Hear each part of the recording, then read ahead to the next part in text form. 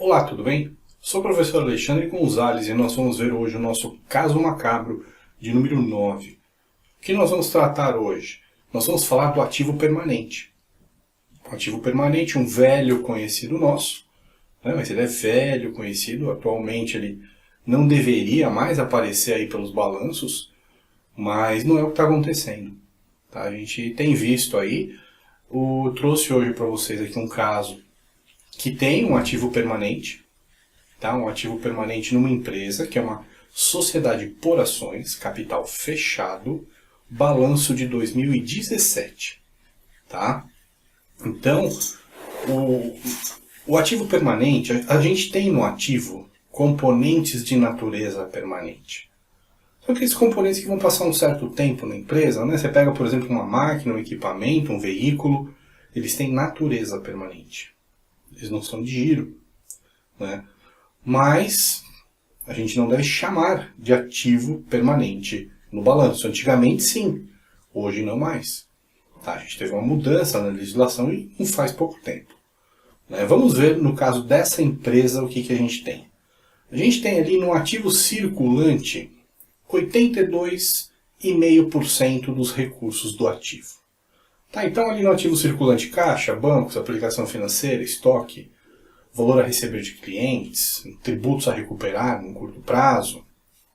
Tá, esses componentes todos vão estar ali no ativo circulante.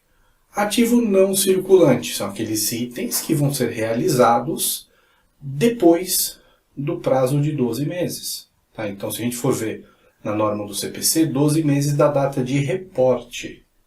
Então, a partir de 12 meses, a gente tem já a figura do não circulante, a partir da data de reporte da demonstração contábil.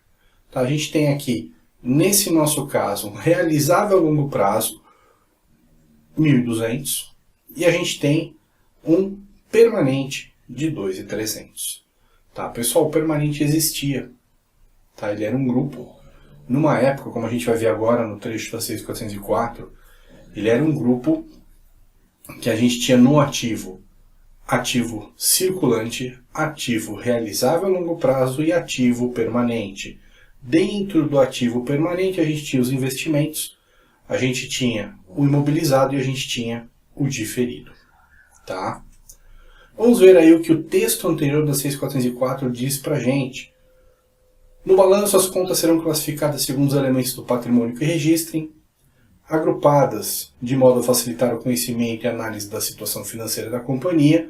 Parágrafo 1º. No ativo, as contas serão dispostas em ordem decrescente do grau de liquidez dos elementos nela registrados, nos seguintes grupos.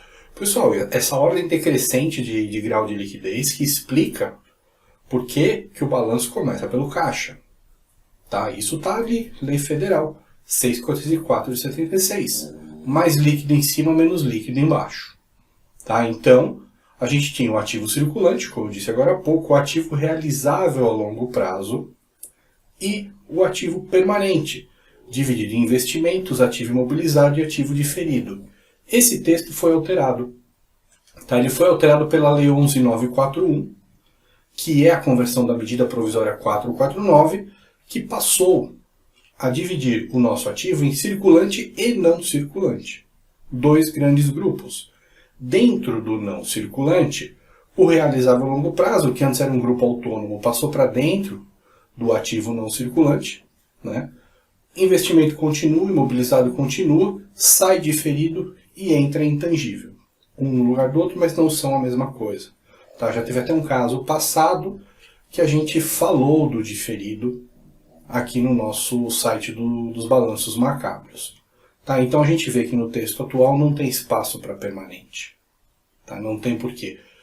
E, poxa, mas foi um deslize. Pode ser. Tá? Mas acontece que é um deslize que eu já vi algumas vezes. Tá? Lembrando que a gente não pode revelar nome, não pode revelar valor, não pode revelar nada. Mas por trabalhar com isso, eu vejo balanços com frequência. E eu já vi algumas vezes, depois da mudança da lei, o ativo permanente aparecendo. Tá? Então esse é um caso, mas não é o único. Tá? Por isso que é importante trazer o permanente para o nosso caso macabro, para alertar. Tá bom? CPC 26. Pessoal, o CPC 26, que o pronunciamento técnico, né, que fala da apresentação das demonstrações contábeis, ele prevê no seu item 57. Este pronunciamento técnico não prescreve a ordem ou formato que deva ser utilizado na apresentação das contas do balanço patrimonial, mas a ordem legalmente instituída no Brasil deve ser observada. Bom, a gente acabou de ver a 6.404. Ela está falando em grau decrescente de liquidez, ela está falando em circulante e não circulante, ela está falando que dentro do não circulante, realizável a longo prazo, investimento imobilizado e intangível, e como a gente já viu num caso passado recente, em alguns casos dá para manter o diferido, desde que ele tenha sido constituído até uma determinada época, e a opção tenha sido por manter o saldo, e esse saldo sendo amortizado ao longo do tempo. Tá bom? Então, não existe conflito aí. Tá? O CPC joga para 6.404 e olha, é essa ordem que tem que ser seguida. Ok? Agora, um ponto que eu acho muito importante. Pessoal, o pronunciamento técnico CPC 26 e qualquer um deles, eles são feitos de uma forma que os reguladores depois vão adotar ou não.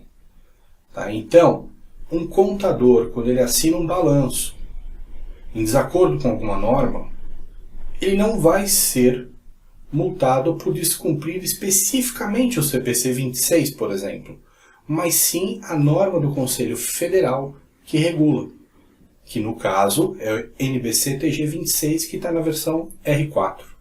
Tá? Então eu trouxe o quadrinho. Quando a gente vai no site do CPC e a gente vê o pronunciamento, sempre vai ter aprovação dos reguladores. Que reguladores que aprovaram esse pronunciamento? E esses reguladores sim têm o poder sancionador para poder colocar em prática o que está previsto nesse pronunciamento do CPC. Tá bom? Então, nesse caso especificamente, a CVM, Conselho Federal, a ANS, ANEEL, a NTT e SUSEP. Tá? Então, sim, todo mundo que estiver abaixo desses órgãos, desses reguladores, lógico, nos moldes, né, que a normatização específica prevê, vão ter que cumprir. Por exemplo, todo mundo que está sujeito ao Conselho Federal, que são os profissionais de contabilidade, tem que seguir o CPC 26? Bom, vai depender. O CPC 26 faz parte daquele conjunto completo de normas. Bom, se o profissional está tratando ali de uma PME, não é o CPC 26 que ele vai seguir, sim o CPC PME, que tem a norma do Conselho Federal correspondente. Tá? Então, mas sempre o órgão regulador ele vai ter a norma dele para poder fazer valer a prescrição que está no CPC. Tá legal? Esse foi o nosso caso macabro de hoje. Tá bom? Vocês ficam agora com as nossas referências.